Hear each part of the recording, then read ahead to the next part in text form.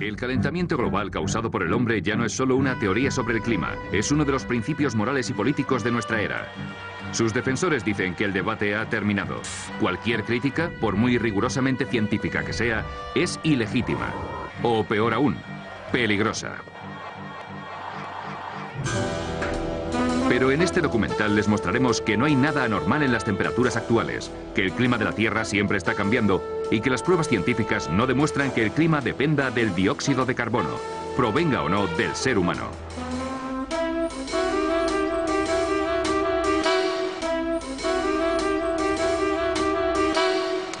En todas partes les están contando que el calentamiento global causado por el hombre está más que demostrado, pero les están contando mentiras.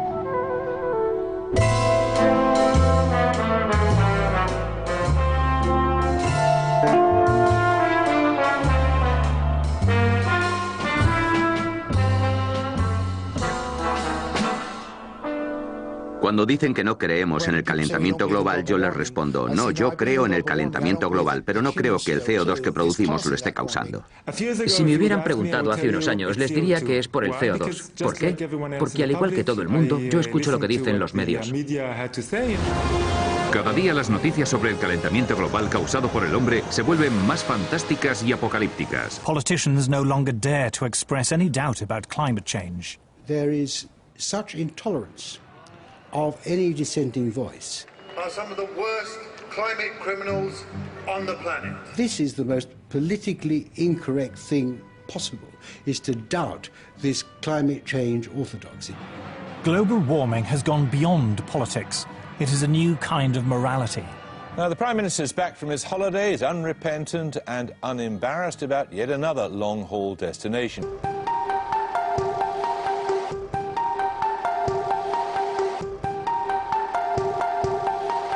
Y aún así, un grupo de climatólogos veteranos dicen ahora que esa teoría no tiene sentido. Por ejemplo, hay periodos en la historia de la Tierra en que teníamos 3 veces más CO2 del que tenemos hoy, y periodos en que teníamos hasta 10 veces más. Y si el CO2 tiene un impacto tan grande sobre el clima, deberíamos apreciarlo en las reconstrucciones climáticas. Si observamos el clima desde un punto de vista geológico, nunca pensaríamos que el CO2 es uno de sus factores determinantes. Ninguno de los grandes cambios climáticos de los últimos 1000 años puede explicarse en relación con el CO2. No se puede decir que el CO2 determina el clima. En el pasado nunca lo ha hecho. He oído decir mucho que miles de científicos han llegado a un consenso sobre el calentamiento global y que el ser humano está provocando un cambio climático catastrófico para el mundo. Yo soy científico y como yo hay otros muchos que creen sencillamente que eso no es cierto. El calentamiento global causado por el hombre no es una teoría científica normal. Está respaldada por un organismo de la ONU políticamente influyente, el Panel Intergubernamental del Cambio Climático o IPCC.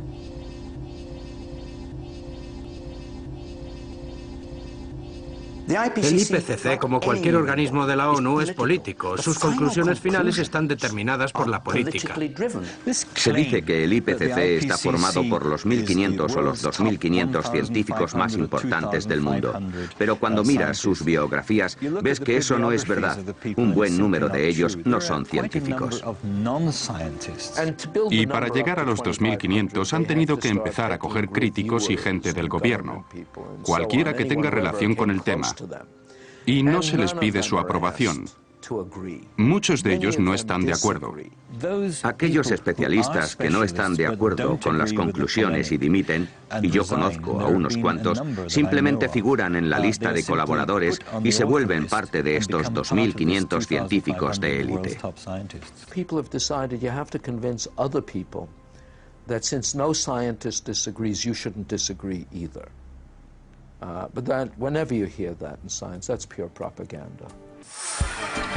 Esta es la historia de cómo una teoría sobre el clima se ha transformado en una ideología política. Ni siquiera me gusta llamarlo movimiento ecologista porque en realidad es un movimiento político activista y se ha vuelto enormemente influyente en todo el mundo. Esta es la historia de cómo se ha distorsionado toda un área de la ciencia. Los climatólogos necesitan que haya un problema para conseguir subvenciones. Tenemos mucho interés en crear pánico porque así conseguimos que se destine dinero a la climatología. Hay una cosa que no se puede decir, y es que esto quizás no sea un problema. It is the story of how a political campaign turned into a bureaucratic bandwagon. Hoy día, decenas de miles de trabajos dependen del cambio climático. Es un gran negocio. It's become a great industry in itself. And if the whole global warming farrago collapsed, there'd be an awful lot of people out of jobs and looking for work. This is a story of censorship and intimidation. I have seen and heard there spitting fury at anybody who might disagree with them, which is not the scientific way. It is a story about Westerners invoking the threat of climatic disaster to hinder vital industrial progress in the developing world. One clear thing that emerges from the whole environmental debate is the point that there's somebody keen to kill the African dream, and the African dream is to develop. The environmental movement has evolved into the strongest force there is for preventing development in the developing countries. The global warming story is a cautionary tale of how a media scare became the defining idea of a generation. No soy el primero ni el último que dice que todo este negocio del calentamiento global es como una religión, y los que no están de acuerdo son tachados de herejes. Yo soy un hereje. Los productores de este documental son unos herejes.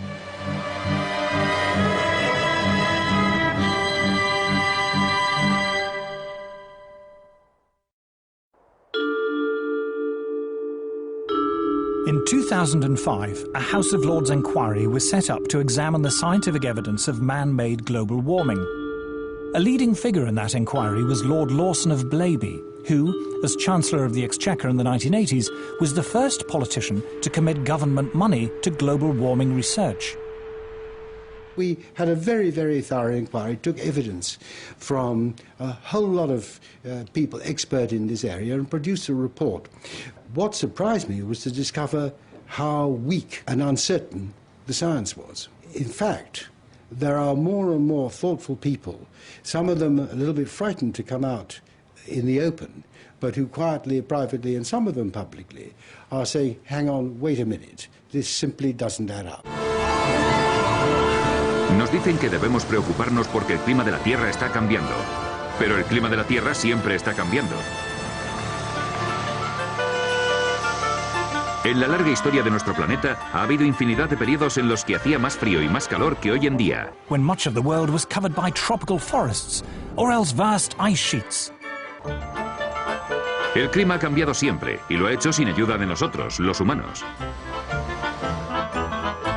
La tendencia actual al calentamiento se remonta hace unos 200 años, al final de un periodo muy frío en la historia de la Tierra. Los climatólogos se refieren a esta época como la pequeña edad de hielo. En el siglo XIV, Europa entró en la pequeña edad de hielo, y en los inviernos más crudos de esta edad, ríos como el Támesis o el Ebro se helaron por completo.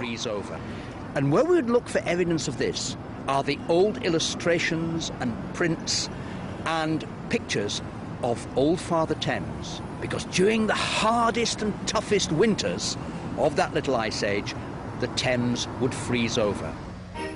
And there were wonderful ice fairs held on the Thames, skating and people actually selling things on the ice. Antes de la pequeña edad de hielo, hubo una época templada y agradable en que las temperaturas eran más altas que hoy en día. Una época que los climatólogos designan como periodo cálido medieval. En Europa esta fue la era de los grandes constructores de catedrales. Es importante que la gente sepa que el clima hizo posible un estilo de vida muy diferente en la época medieval. Hoy día pensamos que el calentamiento va a tener consecuencias apocalípticas. En realidad, cuando describimos este periodo cálido, tendemos a asociarlo con riquezas.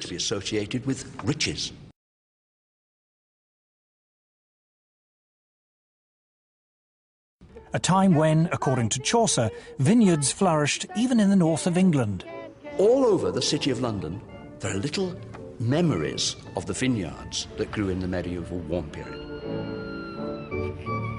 So this was a wonderfully rich time. And this little church, in a sense, symbolizes it, because it comes from a period of great wealth. Si nos remontamos más allá del periodo cálido medieval, encontramos otras épocas de calor, incluida una muy larga durante la Edad de Piedra que los geólogos conocen como Holoceno Máximo, cuando las temperaturas fueron notablemente más altas que hoy en día durante más de 3 milenios. If we go back 8,000 years in the Holocene period, our current interglacial, it was much warmer than it is today.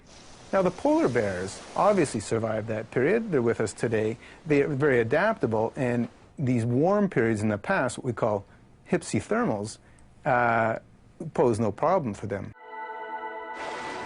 Las variaciones climáticas en el pasado fueron claramente naturales. Así que, ¿por qué creemos que ahora es diferente? In the current alarm about global warming, the culprit is industrial society. Thanks to modern industry, luxuries once enjoyed exclusively by the rich are now available in abundance to ordinary people. Novel technologies have made life easier and richer. Modern transport and communications have made the world seem less foreign and distant. Industrial progress has changed our lives. But has it also changed the climate? Según la teoría del calentamiento global causado por el hombre, el dióxido de carbono que produce la industria ha provocado un aumento de las temperaturas. Pero, ¿qué pruebas tenemos de que sea cierto?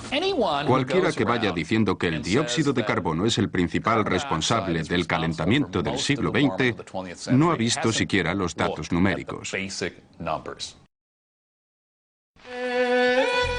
A principios del siglo XX, buena parte del mundo seguía siendo preindustrial. No mucha gente tenía electricidad, y coche aún menos. La industria era bastante primitiva, restringida a unos cuantos países y ahogada por la depresión económica. Pero después de la Segunda Guerra Mundial, las cosas cambiaron. Productos como las neveras, las lavadoras, las televisiones y los coches empezaron a fabricarse en masa para el mercado internacional. Los historiadores llaman a esta explosión global de la actividad industrial el boom económico de la posguerra. ¿Qué relación tiene esto con la temperatura? En los últimos 150 años, la temperatura del planeta ha crecido más de medio grado Celsius. Pero lo extraño es que la mayor parte de ese aumento tuvo lugar en las primeras décadas del siglo XX, entre 1905 y 1940, cuando la producción industrial era relativamente pequeña. Después de 1940, el mundo se templó. Este es un registro de las temperaturas en el Ártico durante el siglo XX. Durante el boom económico de la posguerra, la temperatura cae en picado. Irónicamente, no vuelve a subir hasta la recesión económica mundial de los 70. El CO2 empezó a crecer exponencialmente a partir de los años 40,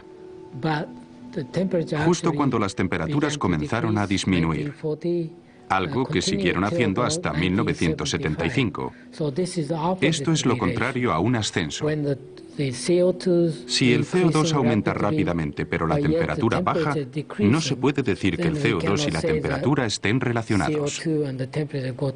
La temperatura estuvo subiendo significativamente hasta 1940, cuando la producción humana de CO2 era relativamente baja. Pero después, durante la posguerra, cuando las industrias y las economías de todo el mundo comenzaron a desarrollarse y la producción humana de CO2 se disparó, la temperatura global empezó a bajar. En otras palabras, los hechos no se corresponden con la teoría. Just at a time when, after the Second World War, industry was booming, carbon dioxide was increasing, and yet the Earth was getting cooler and starting off scares of a coming ice age, it made absolutely no sense. It still doesn't make sense. ¿Por qué suponemos que el dióxido de carbono es el responsable de nuestro cambio climático? El CO2 es tan solo una pequeña parte de la atmósfera de la Tierra.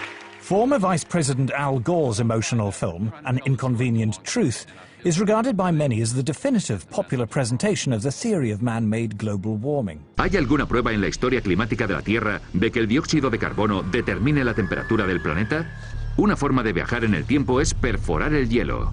Y aquí los científicos han encontrado una relación entre el CO2 y los cambios de temperatura en la Tierra. The first ice core survey took place in Vostok in the Antarctic.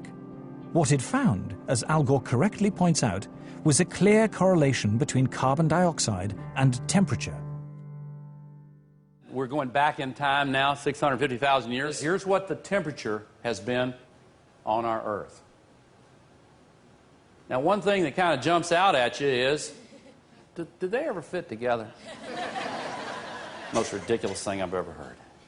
The relationship is actually very complicated, but there is one relationship that is far more powerful than all the others, and it is this. When there is more carbon dioxide, the temperature gets warmer.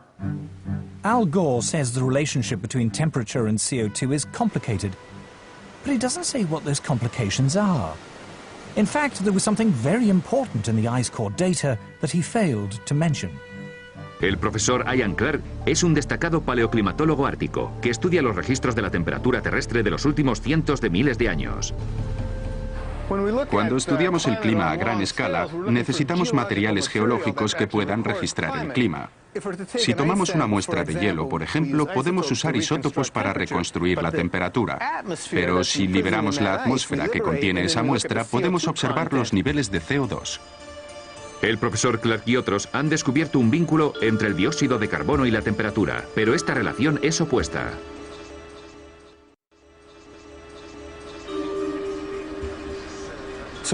Aquí tenemos un registro de las temperaturas en el hielo de Vostok, y la línea roja indica una subida de la temperatura entre un primer momento y un segundo momento en un intervalo clave, en el que salimos de una glaciación. Vemos que la temperatura asciende y después asciende el nivel de CO2. El CO2 va por detrás en ese ascenso, lleva un retraso de 800 años, así que la temperatura determina el CO2 de los 800 años posteriores.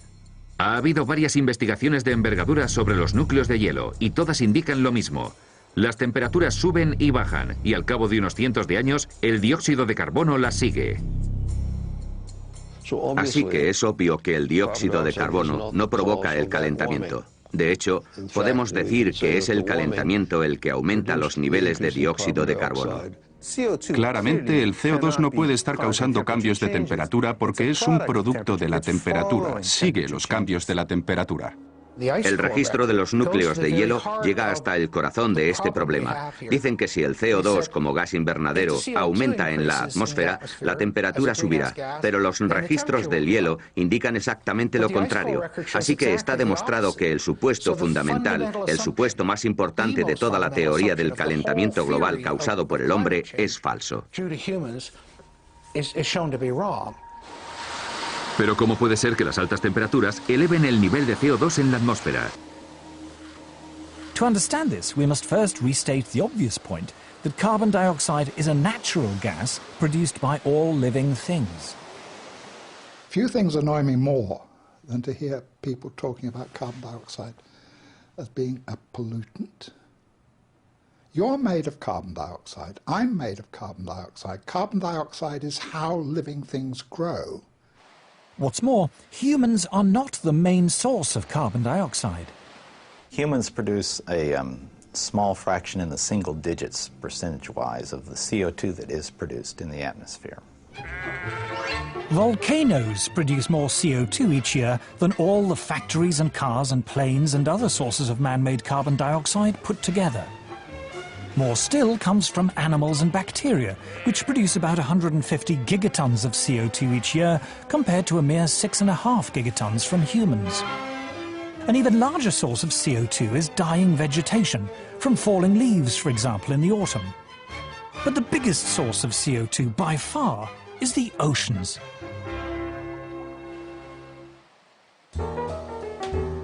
Carl Wunsch is Professor of Oceanography at MIT. He was also visiting professor in oceanography at Harvard University and University College London, and a senior visiting fellow in mathematics and physics at the University of Cambridge. He is the author of 4 major textbooks on oceanography. Los océanos emiten unas 80 gigatoneladas de dióxido de carbono a la atmósfera cada año, frente a las 7 gigatoneladas que emitimos los humanos. Pero la cantidad de CO2 que liberan los océanos depende de la temperatura. Cualquier niño de primaria sabe por su libro de ciencias que la atmósfera y los océanos intercambian dióxido de carbono. Cuando los océanos se calientan, liberan dióxido de carbono a la atmósfera. Y después, cuando se vuelven a enfriar, toman dióxido de carbono y lo almacenan. Pero ¿por qué hay un retraso de cientos de años entre un cambio de temperatura y un cambio en la cantidad de dióxido de carbono que entra o sale del mar? La razón es que los océanos son tan grandes y profundos que tardan siglos, literalmente, en calentarse y enfriarse. This time lag means the oceans have what scientists call a memory of temperature changes. The ocean has a memory of past events running out as far as 10,000 years. So, for example, if somebody says, oh, I'm seeing changes in the North Atlantic, this must mean that the climate system is changing. It may only mean that something happened in a remote part of the ocean decades or hundreds of years ago, whose effects are now beginning to show up in the North Atlantic. The current warming began long before people had cars or electric lights. In the past 150 years, the temperature has risen just over half a degree Celsius. But most of that rise occurred before 1940. Since that time, the temperature has fallen for 4 decades and risen for 3. There is no evidence at all from Earth's long climate history that carbon dioxide has ever determined global temperatures. But if CO2 doesn't drive Earth's climate, what does?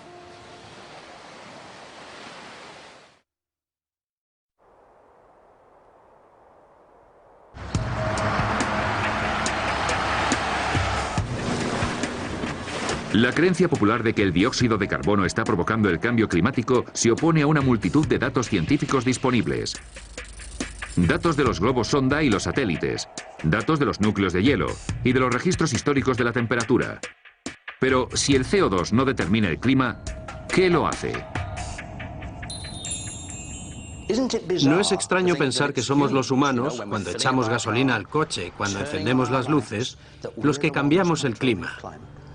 Pero hay que mirar al cielo, a esa inmensa bola, el Sol. Incluso siendo más de 6.000 millones, no somos nada comparados con él. A finales de los 80, el físico polar Piers Corbin decidió probar un método revolucionario para predecir el tiempo.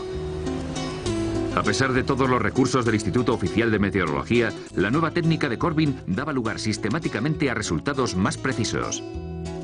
Fue alabado por la prensa internacional como el superhombre del tiempo, y el secreto de su éxito estaba en el Sol.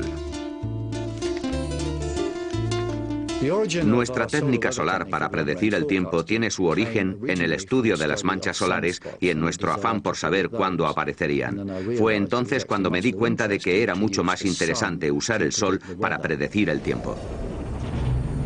Hoy día sabemos que las manchas solares son poderosos campos magnéticos que aparecen en momentos de gran actividad solar.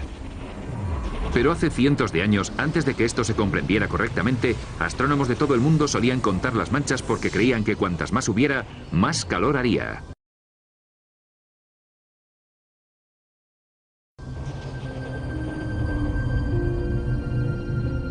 En 1893, el astrónomo británico Edward Maunder observó que durante la pequeña edad de hielo apenas hubo manchas solares visibles. Fue un periodo de inactividad solar que se conoce como el mínimo de Maunder.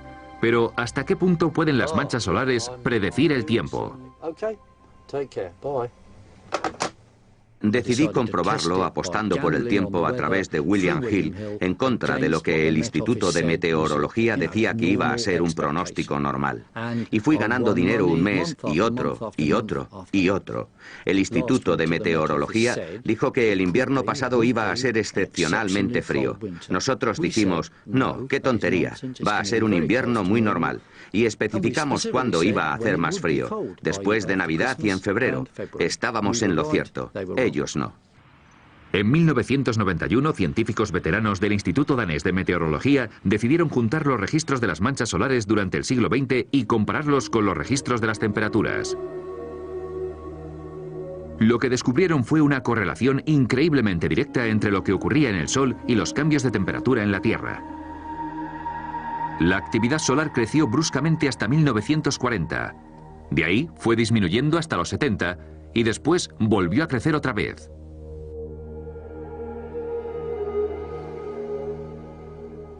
Cuando observamos esta correlación entre la temperatura y la actividad solar o los ciclos de las manchas solares, la gente nos dijo, bueno, podría ser una coincidencia.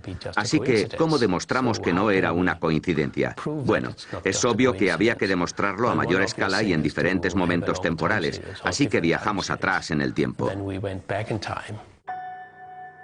El profesor Fritz Christiansen y sus colegas estudiaron los registros astronómicos de los últimos 400 años para comparar la actividad solar con las variaciones de temperatura. Y una vez más, se encontraron con que las variaciones en la actividad solar estaban íntimamente ligadas a los cambios de temperatura en la Tierra. Al parecer era el Sol, no el dióxido de carbono ni ningún otro factor, el que provocaba cambios en el clima. El Sol afecta a la Tierra directamente cuando nos manda calor. Pero los científicos han llegado a la conclusión de que el Sol también nos afecta indirectamente regulando la formación de nubes. Clouds have a powerful cooling effect, but how are they formed? In the early 20th century, scientists discovered that the Earth was constantly being bombarded by subatomic particles. These particles, which they called cosmic rays, originated, it was believed, from exploding supernovae far beyond our solar system. When the particles coming down meet water vapor rising up from the sea, they form water droplets and make clouds. But when the sun is more active and the solar wind is strong, fewer particles get through and fewer clouds are formed. Just how powerful this effect was became clear only recently, when an astrophysicist, Professor Nir Shaviv, decided to compare his own record of cloud-forming cosmic rays with the temperature record created by a geologist, Professor Jan Weitzer, going back 600 million years. What they found was that when cosmic rays went up, the temperature went down. When cosmic rays went down, the temperature went up. Clouds and the Earth's climate were very closely linked. To see how close, you just flip the lines. We just compared the graphs, just put them one upon the other, and it was just amazing. Jan Weitzer looked at me and says, you know, we have very explosive data here. I've never seen such vastly different records coming together so beautifully to show really what was happening over that long period of time. The climate was controlled by the clouds. The clouds were controlled by cosmic rays. And the cosmic rays were controlled by the sun. It all came down to the sun. Si tuviéramos rayos X en los ojos, lo que ahora vemos como una pelotita amarilla nos parecería un tigre rabioso.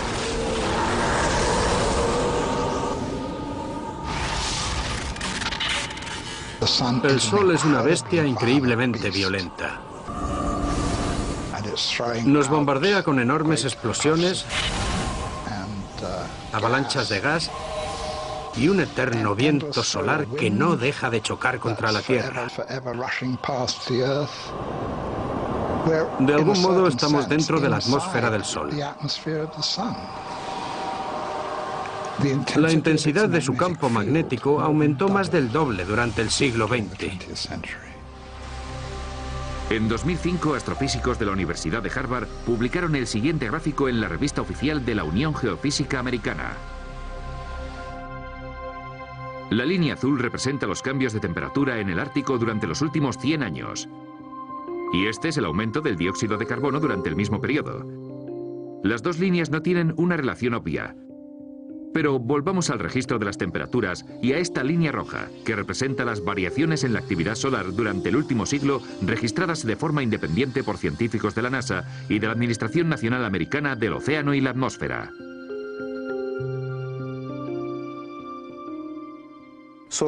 La actividad solar de los últimos 100 años, de los últimos cientos de años, está estrechamente relacionada con el hielo del mar y las temperaturas en el Ártico. Para muchos científicos, la conclusión es innegable.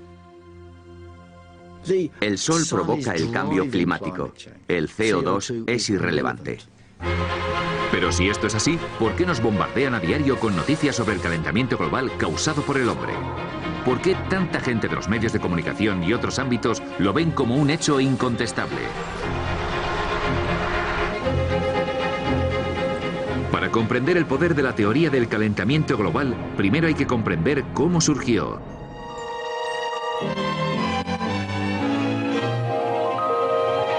The weather satellite depicts a planet that grieves for its lost harvests in coming to the parched... Las predicciones fatales sobre el clima no son nuevas. En 1974, la BBC advirtió de que las fuertes tormentas y las inundaciones podrían ser indicios de una inminente catástrofe. Again and again, the newsreels have been showing us disasters of the weather.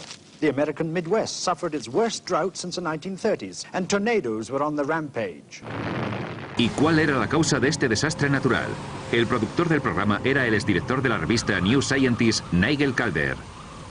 En la máquina del tiempo informamos del principal problema al que creíamos enfrentarnos entonces, que era el enfriamiento global y la amenaza de una nueva edad de hielo. El hielo de la naturaleza nos hace pequeños. Tras décadas de bajas temperaturas, los expertos nos advirtieron de que un mundo más frío tendría consecuencias catastróficas. Es el problema siempre presente de la gran helada. ¿Reclamará nuestras tierras la nueva edad de hielo? Pero de entre tanto pesimismo surgió una voz esperanzadora. Un científico sueco llamado Bert Bolin sugirió tímidamente que el dióxido de carbono producido por el hombre podría ayudar a calentar el planeta, aunque no estaba seguro. Tenemos mucho petróleo y enormes reservas de carbón que estamos quemando a un ritmo cada vez más alto. Si seguimos así, dentro de unos 50 años las temperaturas podrían ser unos grados más altas que las de hoy en día, pero no estamos seguros.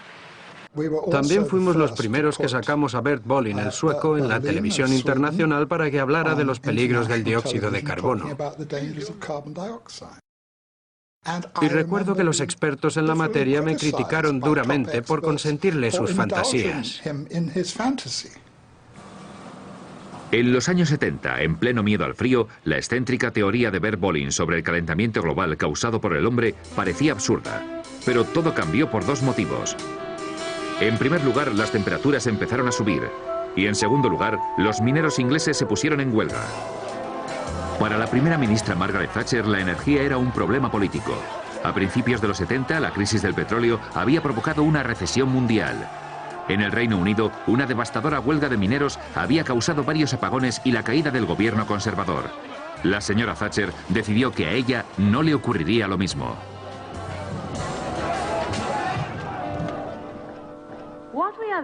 Lo que hemos visto en este país es la aparición de una minoría revolucionaria organizada,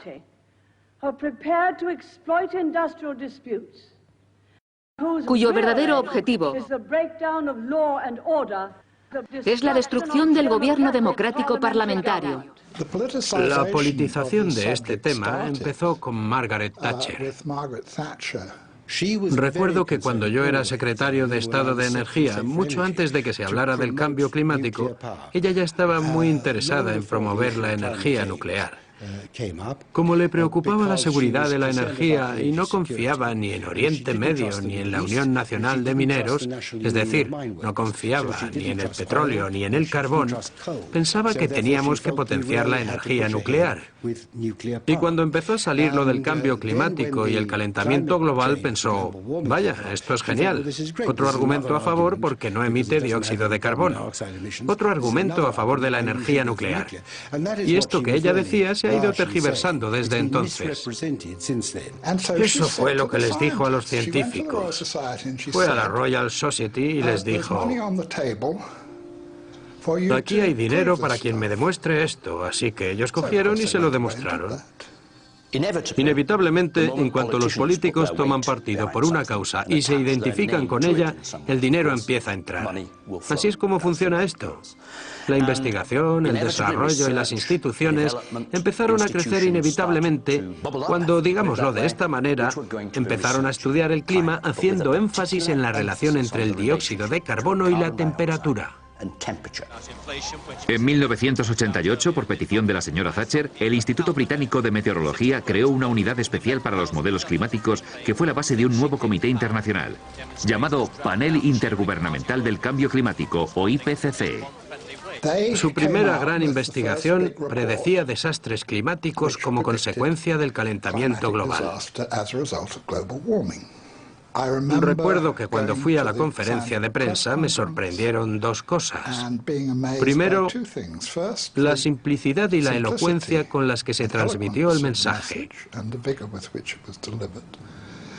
Y segundo, la absoluta falta de consideración hacia todas las investigaciones climatológicas anteriores, incluida una sobre el papel del Sol, que había sido clave en una importante reunión de la Royal Society solo unos meses antes. Pero este nuevo énfasis en el dióxido de carbono producido por el hombre como posible problema medioambiental no solo era cosa de la señora Thatcher. It was certainly something very favorable to the environmental idea, what I call the medieval environmentalism of let's get back to the way things were in medieval times and get rid of all these dreadful cars and machines. They loved it because carbon dioxide was for them an emblem of industrialization. Well, carbon dioxide clearly is an industrial gas and sort of tied in with economic growth, with transportation in cars, with what we call civilization. And there are forces in the environmental movement that are simply against economic growth. They think that's bad. It could be used to legitimize a whole suite of myths that already existed: anti-car, anti-growth, anti-development, and above all, anti-that great Satan, the US. Patrick Moore está considerado uno de los ecologistas más destacados de su generación. Es cofundador de Greenpeace. El clima empezó a ser un tema fundamental por dos razones muy distintas. La primera razón fue que a mediados de los 80, la mayoría de la gente ya estaba de acuerdo con las cosas razonables que los movimientos ecologistas decíamos que había que hacer. Y cuando la mayoría de la gente está de acuerdo contigo, es muy difícil seguir con una actitud de confrontación. Así que la única manera de seguir siendo antisistema era adoptando posturas cada vez más extremas. Cuando dejé Greenpeace, estaban en mitad de una campaña para prohibir el cloro en todo el mundo. Yo les dije, chicos, es un elemento de la tabla periódica. Y, en fin, no sé si está en nuestra jurisdicción el prohibir todo un elemento. La otra razón de ser del extremismo ecologista fue que el comunismo mundial fracasó.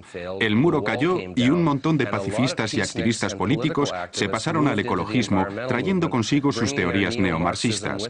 Aprendieron a utilizar el lenguaje verde de forma muy inteligente para encubrir unas agendas que tenían más que ver con el anticapitalismo y la antiglobalización que con la ecología o la ciencia. Los que quedaban estaban algo desorientados por el fracaso manifiesto del socialismo y aún más del comunismo tal como se llevó a cabo. Así que seguían siendo tan anticapitalistas como eran, pero necesitaban un nuevo disfraz para su anticapitalismo. Y aquella alianza tan sorprendente entre la derecha de Margaret Thatcher y la extrema izquierda anticapitalista y ecologista fue la que creó este movimiento a partir de una idea disparatada. A principios de los 90, el calentamiento global causado por el hombre ya no era una teoría excéntrica sobre el clima, sino una campaña política en toda regla que atraía la atención de los medios y, en consecuencia, más subvenciones del gobierno. Antes de Bush padre, creo que la asignación para las ciencias relacionadas con el clima era de unos 170 millones de dólares al año, que es razonable para un ámbito de esas características. Y esa cifra se multiplicó hasta los 2.000 millones al año, más de 10 veces lo que era. Eso cambió muchas cosas.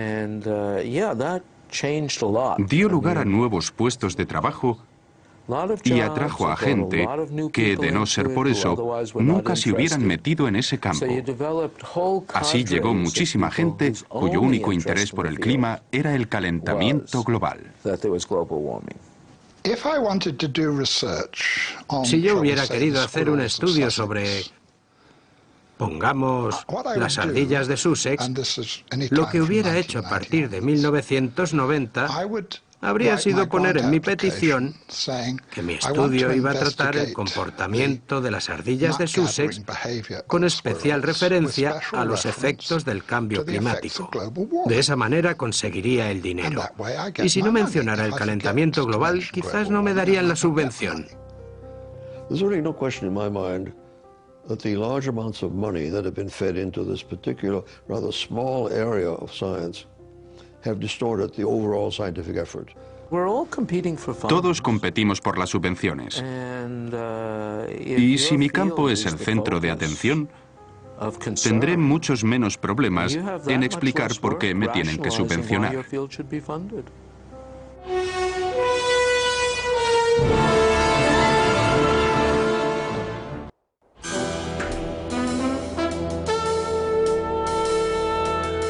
By the 1990s, tens of billions of dollars of government funding in the US, UK and elsewhere were being diverted into research relating to global warming. Una buena parte de esas subvenciones se destinó a construir modelos informáticos para predecir el clima que haría en el futuro. Pero, ¿son precisos estos modelos? El Dr. Roy Spencer es un científico que ha realizado estudios sobre el clima en el Centro de Vuelos Espaciales de la NASA. Ha recibido la medalla al descubrimiento científico excepcional de la NASA y de la Sociedad Meteorológica Americana. Los modelos climáticos solo son buenos en relación con las predicciones que hacen. Y hay cientos de predicciones. Con que una no se cumpla, se descarta el modelo entero. Climate forecasts are not new, but in the past, scientists were more modest about their ability to predict the weather. Any attempt at forecasting changes of climate meets skepticism from the men who model the weather by computer. In making decisions which affect people, a bad prediction as to what the climate of the future will be can be far worse than none at all. I'm afraid that our understanding of the complex weather machine is not yet good enough to make a reliable statement of the future. Todos los modelos asumen que el CO2 producido por el hombre es la causa más importante del calentamiento global, más que el sol o las nubes. La analogía que yo uso es, bueno, mi coche no va bien, así que voy a pasar del motor, que es el sol, voy a pasar de la transmisión, que es el vapor de agua, y voy a fijarme en un arañazo que tiene la rueda derecha de atrás, que es el CO2 producido por el hombre. La ciencia es así de mala. Si no has comprendido el sistema climático, si no has analizado todos sus componentes, los rayos cósmicos, los rayos solares, el CO2, el vapor de agua y las nubes, todo junto, entonces tu modelo no vale nada. Las predicciones climatológicas varían considerablemente. Estas variaciones están producidas por una sutil alteración de las suposiciones en las que se basa el modelo. The models are so complicated, you can often adjust them in such a way that they do something very exciting. He trabajado con gente que hace modelos, los he hecho yo mismo, y con solo cambiar un par de parámetros matemáticos se puede obtener cualquier cosa. Se pueden hacer modelos más cálidos y más fríos según lo que se cambie. Since all the models assume that man-made CO2 causes warming, one obvious way to produce a more impressive forecast is to increase the amount of imagined man-made CO2 going into the atmosphere. We put an increase in carbon dioxide in them that is 1% per year. It's been 0.49% per year for the last 10 years, 0.42 for the 10 years before that, and 0.43 for the 10 years before that. So the models have twice as much greenhouse warming radiation going in them as is known to be happening. It shouldn't shock you that they predict more warming than is occurring. Models predict what the temperature might be in 50 or 100 years' time. It is one of their peculiar features that long-range climate forecasts are only proved wrong long after people have forgotten about them. As a result, there is a danger, according to Professor Carl Wunsch, that modelers will be less concerned in producing a forecast that is accurate than one that is interesting. Even within the scientific community, you see, it's a problem. If I run a complicated model and I do something to it, like melt a lot of ice into the ocean, and nothing happens, it's not likely to get printed. But if I run the same model and I adjust it in such a way that something dramatic happens to the ocean circulation, like the heat transport turns off, it will be published. People will say this is very exciting. It will even get picked up by the media. So there is a bias, there's a very powerful bias within the media and within the science community itself toward results which are dramatizable. The Earth freezes over. That's a much more interesting story than saying, well, you know, it fluctuates around. Sometimes the mass flux goes up by 10%, sometimes it goes down by 20%, but eventually it comes back. Well, you know, which would you do a story on? I mean, that's what it's about. Para el ojo inexperto, los modelos informáticos parecen impresionantes. Suelen ofrecer increíbles predicciones sobre el clima aplicando rigurosamente la ciencia. También ofrecen un sinfín de historias espectaculares para los medios. Como periodista profesional, lo que más me sorprende es que los principios más elementales del periodismo parecen haberse abandonado con respecto a este tema. In fact, the theory of man-made global warming has spawned an entirely new branch of journalism. Hay toda una nueva generación de reporteros, de periodistas ecológicos. Si eres un periodista ecológico y la historia del calentamiento global se va al garete, tu trabajo va detrás.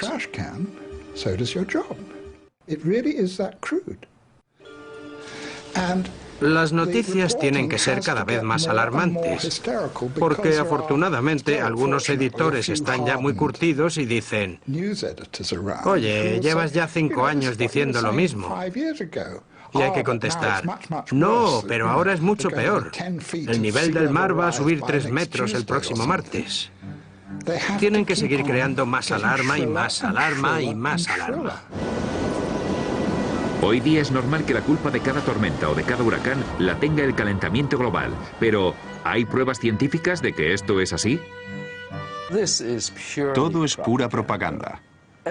Cualquier libro de texto sobre meteorología dice que la principal fuente de alteraciones en el clima es la diferencia de temperatura entre los trópicos y el polo. En un mundo más cálido, esa diferencia se reduciría, con lo que tendríamos menos tormentas y menos variabilidad climática. Pero como eso no es considerado catastrófico, nos cuentan lo contrario.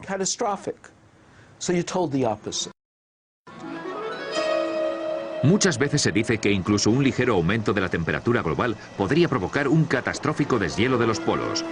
Pero, ¿qué nos cuenta en realidad la historia climática de la Tierra?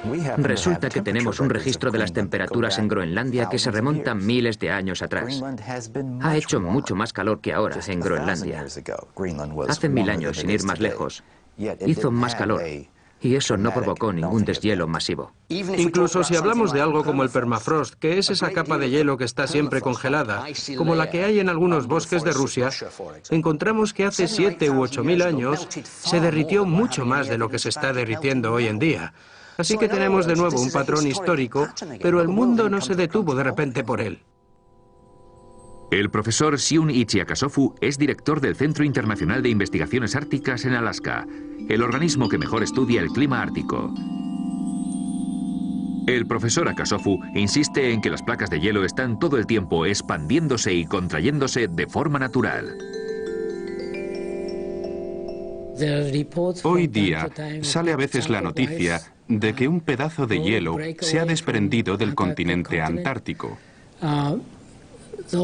Esto ha debido de ocurrir siempre, pero ahora tenemos satélites que detectan esos pedazos y por eso se convierten en noticias. Estos datos de los satélites meteorológicos de la NASA muestran las enormes contracciones y expansiones naturales del hielo de los polos durante los años 90. Cada vez que emiten un programa sobre el calentamiento global, veo trozos de hielo desprendiéndose de los glaciares. Pero en realidad, el hielo siempre está en movimiento. En las noticias suelen aparecer imágenes del hielo ártico desmoronándose. Lo que no dicen es que ese acontecimiento es tan normal como la caída de las hojas en otoño. Me preguntan que si he visto los pedazos de hielo desprendiéndose del glaciar. Sí, claro. Es la primavera. Ocurre todos los años. La prensa viene aquí para ver las consecuencias del desastre climático, pero yo les digo que no lo hay. Alarming television programs raise the fearful prospect of vast tidal waves flooding Britain. Hoy día es normal echarle la culpa al clima de los cambios en los niveles del mar, pero ¿es esto científico? En todo el mundo los cambios en los niveles del mar se rigen fundamentalmente por dos factores. Lo que llamamos factores locales o cómo está la Tierra en relación con el mar, que por cierto tiene más que ver con los cambios en la Tierra que con los cambios en el mar. Y los factores eustáticos, que son los cambios mundiales en el nivel del mar y que se deben a las expansiones termales de los océanos, no a que los polos se derritan. Y empezar a detectar estos cambios llevaría muchísimo tiempo, más que toda una vida. People say, oh, I see the ocean doing this last year. That means that something changed in the atmosphere last year. And this is not necessarily true at all. In fact, it's actually quite unlikely because it can take hundreds to thousands of years for the deep ocean to respond to forces and changes that are taking place at the surface.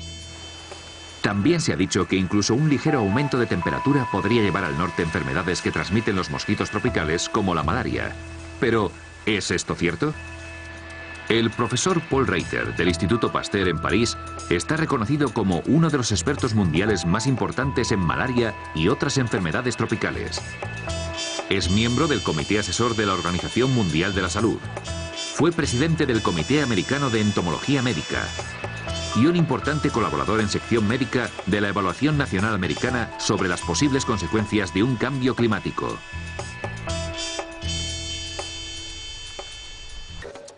As Professor Reiter is eager to point out, mosquitoes thrive in very cold temperatures.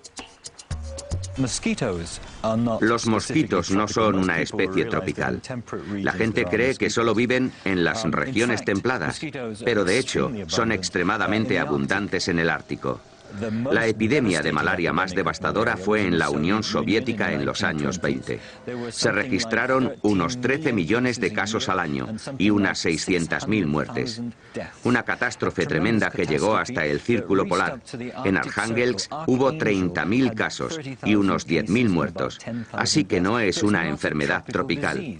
Pero estos del calentamiento global se han inventado que la malaria se expandirá hacia el norte. Climate scare stories cannot be blamed solely on sloppy or biased journalism. Los informes oficiales del Panel Intergubernamental del Cambio Climático suelen ser muy alarmantes, pero ¿son de confianza? On the spread of malaria, the IPCC warns us that mosquito species that transmit malaria do not usually survive where the mean winter temperature drops below 16 to 18 degrees Celsius. According to Professor Reiter, this is clearly untrue. Me espantó leer el segundo y el tercer informe porque contenían información errónea y no había ningún tipo de mención a la literatura científica, de verdad, a lo que escriben los especialistas en estos campos. En una carta al Wall Street Journal, el profesor Frederick Seith, expresidente de la Academia Americana de Ciencias, reveló que los redactores del IPCC habían censurado los comentarios de los científicos. Dijo literalmente, este informe no es la versión aprobada por los científicos colaboradores. Al menos 15 secciones clave de la parte científica habían sido eliminadas, entre ellas algunas como: ninguno de los estudios citados demuestra claramente que podamos atribuir los cambios climáticos observados al aumento de gases invernadero. Hasta la fecha, ningún estudio ha atribuido todo o parte de los cambios climáticos observados a las acciones del ser humano. El profesor Seix concluyó diciendo: nunca he sido testigo de una corrupción tan preocupante como la del proceso de revisión de estos informes del IPCC. En su respuesta, el IPCC no negaba haber eliminado ciertas secciones, pero sostuvo que el informe era sincero e imparcial y que las dudas sobre la causa del calentamiento global habían sido incluidas. Los cambios se hicieron en respuesta a los comentarios de gobiernos, científicos y organizaciones no gubernamentales. Cuando presenté mi dimisión al IPCC, creí que todo había acabado. Pero al ver el borrador final, me di cuenta de que mi nombre seguía allí, así que pedí que lo borraran. Me dijeron que yo había colaborado y que mi nombre tenía que aparecer, y yo les dije: no he colaborado, porque no han escuchado nada de lo que les he dicho. Al final se montó una buena, pero cuando les amenacé con emprender acciones legales, quitaron mi nombre. Creo que esto pasa mucho. Aquellos especialistas que no están de acuerdo con las conclusiones y dimiten, y yo conozco a unos cuantos, simplemente figuran en la lista de colaboradores y se vuelven parte de estos 2.500 científicos de élite. Research relating to man-made global warming is now one of the best-funded areas of science. The US government alone spends more than $4 billion a year. According to NASA climatologist Roy Spencer, scientists who speak out against man-made global warming have a lot to lose. It's generally harder to get research proposals funded because of the stands that we've taken publicly. And you'll find very few of us that are willing to take a public stand because it does cut into their research funding. It is a common prejudice that scientists who do not agree with the theory of man-made global warming must be being paid by private industry to tell lies. I get it all the time. You must be in the pay of the multinationals. Sadly, like most of the scientists you'll talk to, I haven't seen a penny from the multinationals. I'm always accused of being paid by the oil and gas companies. I've never received a nickel from the oil and gas companies. I joke about I wish they would pay me, then I could afford their product. Whenever anybody says that I'm in the pay of an oil company, I say my bank manager would wish. There is almost no private sector investment in climatology. And yet, to be involved in any research project which involves an industry grant, no matter how small, can spell ruin to a scientist's reputation. Modern technology fueled by greenhouse gases. Patrick Michaels is Professor of Environmental Sciences at the University of Virginia. He was chair of the Committee on Applied Climatology at the American Meteorological Society, president of the American Association of State Climatologists, the author of 3 books on meteorology, and an author and reviewer on the UN's Intergovernmental Panel on Climate Change. But when he conducted research which was part funded by the coal industry, he found himself among those under attack from climate campaigners. British-based corporations are some of the worst climate criminals on the planet. Shell is based in the UK, right here in London. We have the right and the duty to take it back into public ownership, dismantle it, break it up, and send its managers to rehabilitation training. But reasoned debate is not the only casualty in the global warming alarm. As international public policy bears down on industrial emissions of carbon dioxide, the developing world is coming under intense pressure not to develop.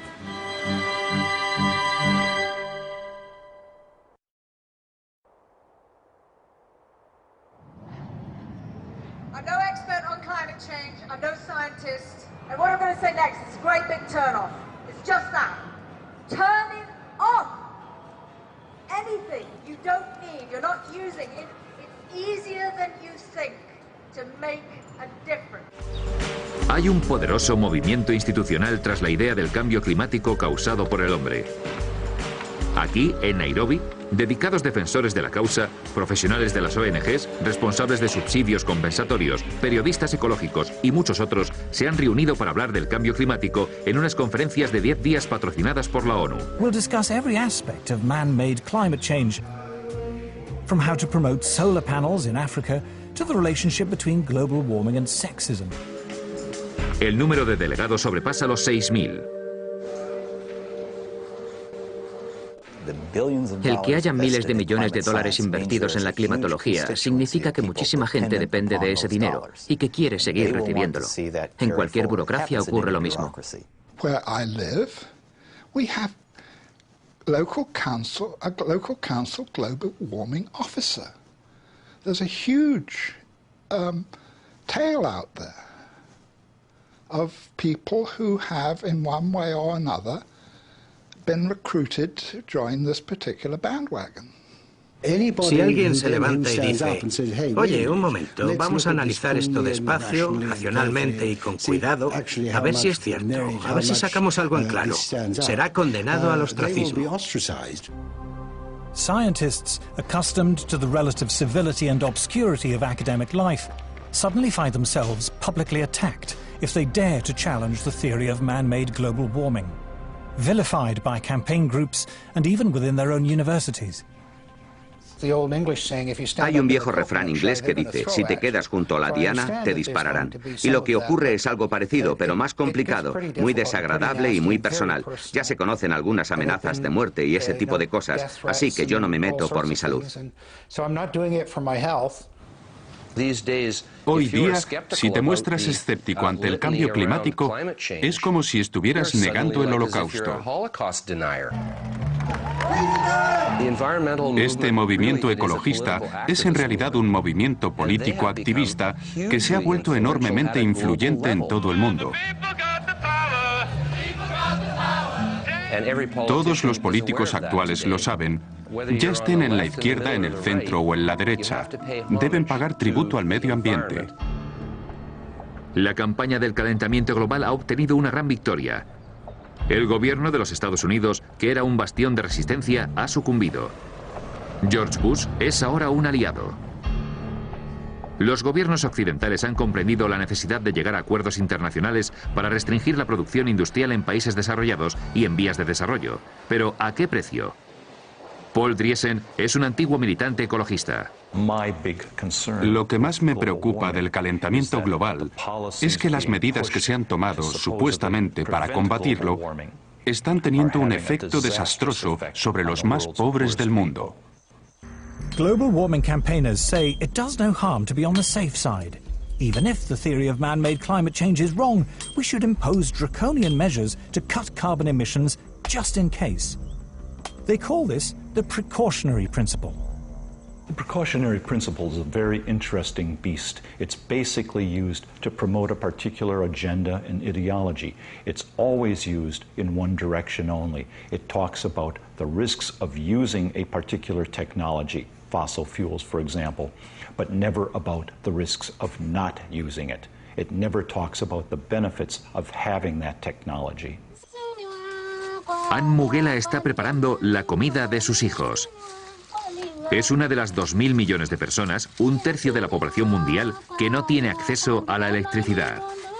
Así que en vez de electricidad, usa madera o boñiga seca para quemar. Las hogueras caseras están reconocidas como la forma de contaminación más mortífera del mundo. Según la Organización Mundial de la Salud, 4 millones de niños menores de 5 años mueren cada año de enfermedades respiratorias causadas por las hogueras caseras. Y muchos millones de mujeres mueren de cáncer de pulmón por esta misma razón. Si le preguntas a un campesino que te explique el desarrollo, te dirá, sabré que he subido de nivel cuando tenga electricidad. La falta de electricidad conlleva una cantidad increíble de problemas, porque lo primero que se echa en falta es la luz. Y la gente tiene que acostarse antes. En fin, que si no hay luz, no puedes seguir despierto, porque no puedes hacer nada a oscuras. Sin dispositivos de refrigeración no se puede almacenar la comida. Las hogueras caseras producen demasiado humo y gastan demasiado como para calentar la choza. No hay agua caliente. Nosotros, los occidentales, no podemos imaginar lo dura que es la vida sin electricidad. La esperanza de vida en estos países es terriblemente corta. Se han empobrecido de todas las maneras posibles.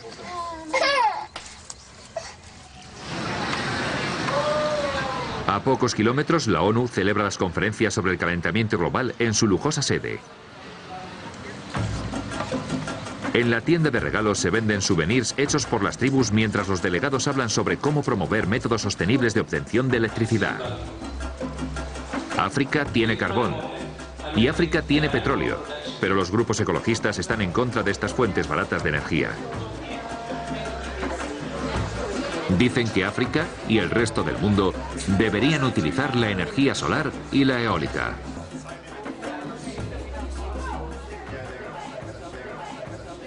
A A short drive out of Nairobi, we find our first solar panel. A Kenyan public health official has brought us to a clinic which serves several villages. The only electrical implements in the clinic are the electric lights and a refrigerator in which to keep vaccines, medicine and blood samples.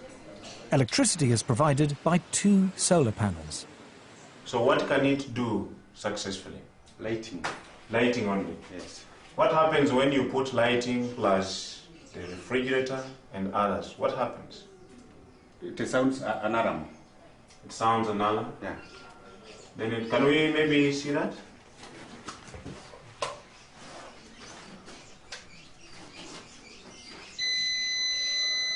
The solar panels allow Dr. Samuel Mwangi to use either the lights or the refrigerator, but not both at the same time. If he does, the electricity shuts down. Wind and solar power are notoriously unreliable as a source of electricity and are at least 3 times more expensive than conventional forms of electrical generation. The question would be, how many people in Europe, how many people in the United States are already using that kind of energy? And how cheap is it? You see? If it's expensive, si ya es cara para los europeos y para los americanos, ¿cómo vamos a utilizarla los africanos? No tiene sentido. Los países ricos pueden permitirse experimentar con otras fuentes de energía, pero nosotros aún estamos en plena lucha por la supervivencia. Para el ex-ecologista Paul Driesen, la idea de que la gente más pobre del mundo deba utilizar las energías más caras y menos rentables es el aspecto moral más repugnante de la campaña contra el calentamiento global. Vamos a dejar algo perfectamente claro. Si le decimos al tercer mundo que solo puede utilizar la energía eólica y la solar, lo que realmente le estamos diciendo es que no puede tener electricidad. El desafío al que nos enfrentamos cuando hablamos con los ecologistas occidentales, que dicen que debemos utilizar paneles solares y energía eólica, es cómo podemos industrializar África. Porque no sé cómo un panel solar va a poner en marcha toda una industria siderúrgica. Con paneles solares podríamos impulsar algún tren de cercanías. O quizá un transistor pequeñito, pero poco más. I think one of the most pernicious aspects of the modern environmental movement is this romanticization of peasant life. And the idea that industrial societies are the destroyers of the world. One clear thing that emerges from the whole environmental debate is the point that there's somebody keen to kill the African dream, and the African dream is to develop. Los movimientos ecologistas han pasado a ser la forma más eficaz de evitar que los países del tercer mundo se desarrollen. Nos dicen, no toquéis vuestros recursos, no toquéis vuestro petróleo, no toquéis vuestro carbón. Es un suicidio. Creo que tengo derecho a llamarles inhumanos. En fin, no tienen por qué pensar que los humanos somos mejores que las ballenas o que los búhos o lo que sea, ¿no?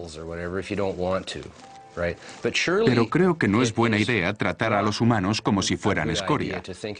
Si les parece bien que cientos de millones se queden ciegos o mueran o lo que sea, yo no puedo respaldarles.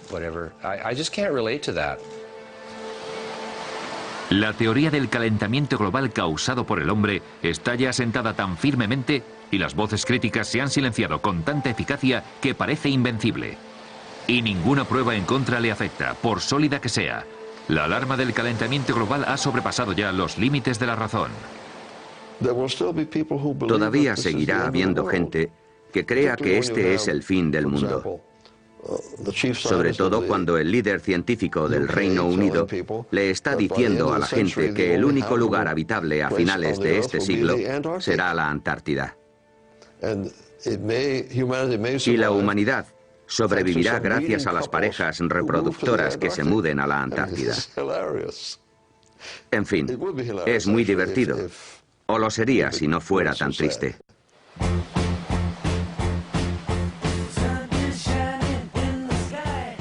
3:15 tonight, dispatches and how green are our politicians and business leaders. Next Monday night at 8, dispatches again, this time focusing on Prince Charles, independent monarch or meddling prince. Next tonight, Mammoth Movie, the beautiful tale of a fateful love affair, The English Patient.